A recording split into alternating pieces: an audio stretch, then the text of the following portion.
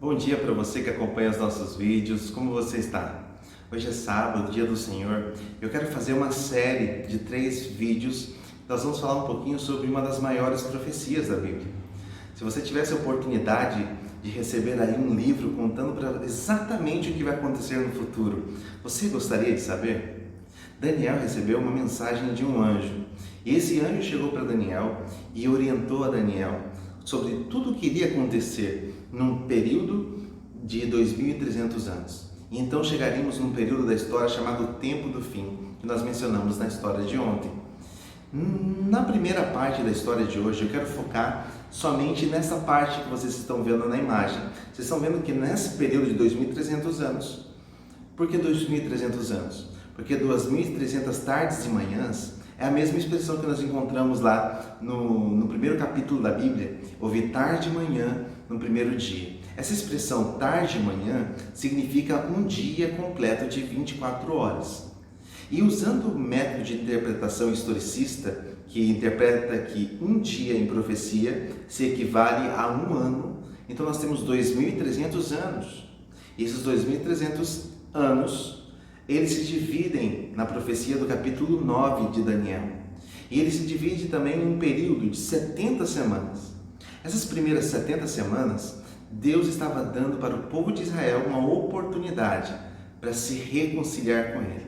Lembra que nós falamos na história que o povo sempre estava se afastando de Deus e Deus permitiu que Babilônia levassem eles como cativos, e nesse cativeiro Deus prometeu que eles iriam sair depois de um período.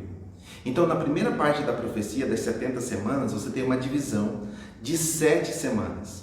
Então, 7 semanas, cada semana tem 7 dias. 7 dias vezes 7 dá 49 anos. Então, nós precisamos identificar primeiro quando é que deu início essa profecia. E essa profecia no livro de Daniel menciona que ela teria o seu início no decreto da reconstrução da cidade de Jerusalém e do templo. Então, esse decreto, ele foi por partes. Nós temos um primeiro decreto em 439, um segundo decreto em 419, mas o que de fato o povo saiu e foi para a reconstrução foi do rei Artaxerxes. Então, no ano 457, houve esse decreto e o povo saiu. E 49 anos depois, a cidade estava pronta, da mesma maneira como estava na profecia.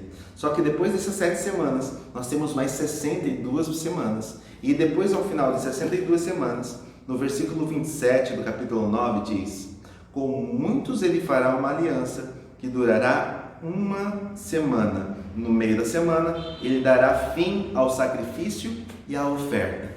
Aqui está dizendo que depois das 62 semanas, ficaria faltando uma para 70, que é o último prazo que o povo de Israel teria de arrependimento.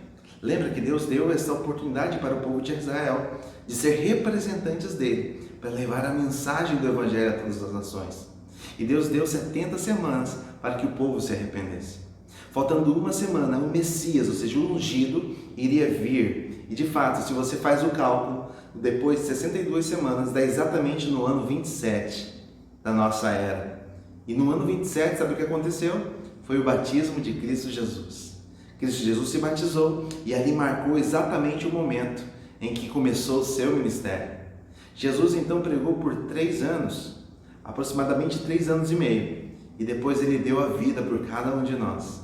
Por isso no texto bíblico diz que na metade da semana, ou seja, 3 anos e meio depois, ele iria dar a vida, e o sacrifício seria, ou seja, todos os sacrifícios, todas as ofertas seriam eliminadas. Não haveria mais sentido.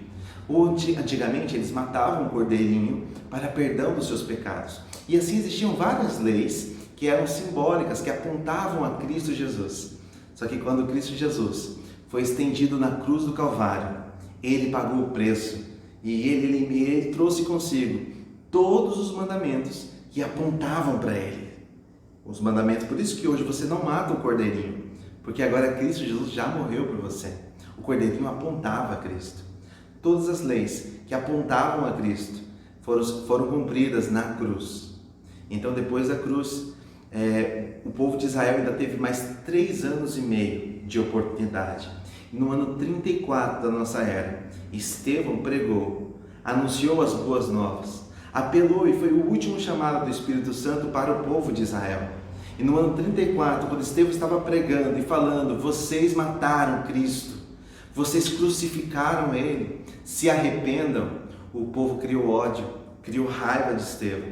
Estevão morreu, mas naquele momento surgiu um novo apóstolo, o apóstolo Paulo. Foi o próprio Saulo que mandou matar Estevão, foi um dos que estavam encabeçando tudo aquilo. E amanhã eu quero continuar essa história. O que fica pra gente no dia de hoje é que Deus ele tem o controle da história. Quando você percebe e olha na história das 70 semanas, você percebe um Deus que cuidou dos detalhes.